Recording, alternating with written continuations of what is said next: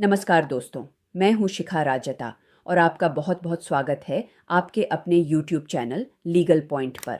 क्या सरकारी नौकरी में रेगुलर होने से पहले की गई सर्विस जैसे कि कॉन्ट्रैक्ट, डेली वेज या आकस्मिक निधि कॉन्टेंसी फंड से भुगतान पाने वाली सर्विस पेंशन के लिए गिनी जानी चाहिए?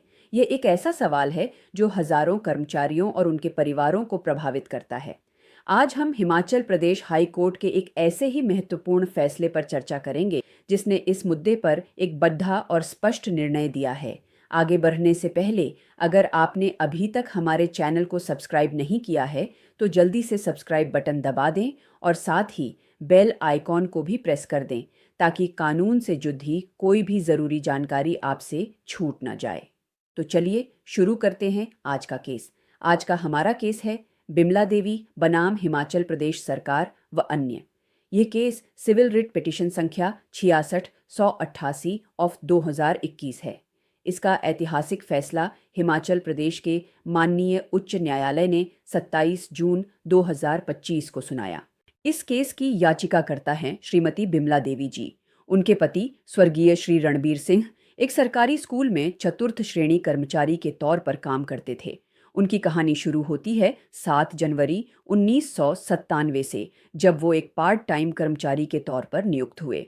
14 फरवरी 2002 को उन्हें फुल टाइम कर्मचारी whole time contingent paid worker बना दिया गया, लेकिन उनकी सैलरी अभी भी कंटिजेंसी फंड यानी आकस्मिक निधि से आती थी। आखिरकार 1 अक्टूबर 2003 को उनकी सेवाएं रेगुलर कर दी गईं। दुख की बात है कि 11 दिसंबर 2012 को श्री रणबीर सिंह का सेवा में रहते हुए देहांत हो गया। उनके बाद उनकी पत्नी बिमला देवी जी ने परिवार पेंशन, फैमिली पेंशन के लिए सेंट्रल सिविल सर्विसेज पेंशन नियम 1972 के तहत आवेदन किया, लेकिन सरकार ने उनका आवेदन यह कहकर खारिज कर दिया कि श्री रणबीर सिंह की रेगुलर सर्विस पेंशन के लिए ज़रूरी 10 साल की क्वालिफाइंग सर्विस से कम थी। सरकार का तर्क था कि उनकी रेगुलर होने से पहले की सर्विस को पेंशन के लिए नहीं गिना जा सकता क्योंकि उन्हें कंटिजेंसी फंड से भुगतान किया जाता था। दोस्तों, यह एक बहुत ही आम समस्या है जिसका सामना कई कर्मचारी करते हैं। आपको क्या लगता है, सरकार का यह तर्क सही था? अपनी राय हमें नीचे कमेंट्स में ज़रूर बताएं। और हाँ, अगर आपको यह जानकारी उपयोगी लग रही है तो वीडियो को लाइक करना न भूलें। केस में शामिल कानूनी बिंदु। अब आते हैं इस केस के सबसे महत्वपूर्ण हिस्से पर। इसमें शामिल कानूनी बिंदु क्या थे? इस केस में कोर्ट के सामने सबसे बड़ा और अहम सवाल यह था कि क्या रेगुलर होने से पहले की गई full time contingent paid service को पेंशन के लिए क्वालिफाइंग सर्विस में गिना जाना चाहिए या नहीं। सरकार का तर्क था कि पेंशन नियमों का रूल नंबर 2 साफ कहता है कि ये नियम उन कर्मचारियों पर लागू नहीं होते जिन्हें कंटिजेंसी फंड से भुगतान किया जाता है। वहीं याचिकाकर्ता की ओर से दलील दी गई कि यह भेदभावपूर्ण है। जब कॉन्ट्रैक्ट, डेली वेज और वर्क चार्ज पर की गई सर्विस को रेगुलर होने के बाद पेंशन के लिए गिना जा सकता है तो कंटिजेंट पेड सर्विस को क्यों नहीं? कोर्ट को यह तय करना था कि क्या सिर्फ एक तकनीकी आधार पर किसी कर्मचारी द्वारा सालों तक की गई सेवा को पेंशन लाभ के लिए शून्य माना जा सकता है, खासकर तब जब सुप्रीम कोर्ट और हाई कोर्ट ने अपने पिछले कई फैसलों में अस्थायी सेवाओं को गिनने का आदेश दिया हो।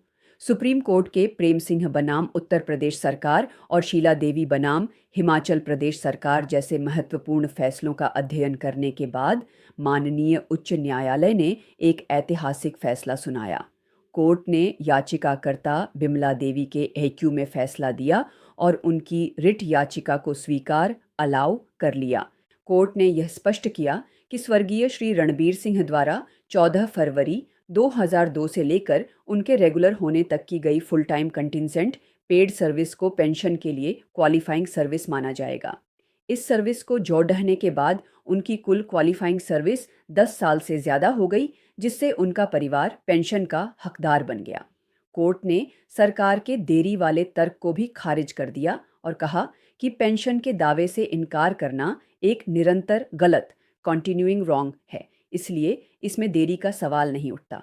अंत में कोर्ट ने सरकार को यह निर्देश दिया कि इस फैसले के आधार पर 8 हफ्तों के भीतर बिमला देवी जी की फैमिली पेंशन को मंजूरी दी जाए और सभी बकाया जारी किए जाएं।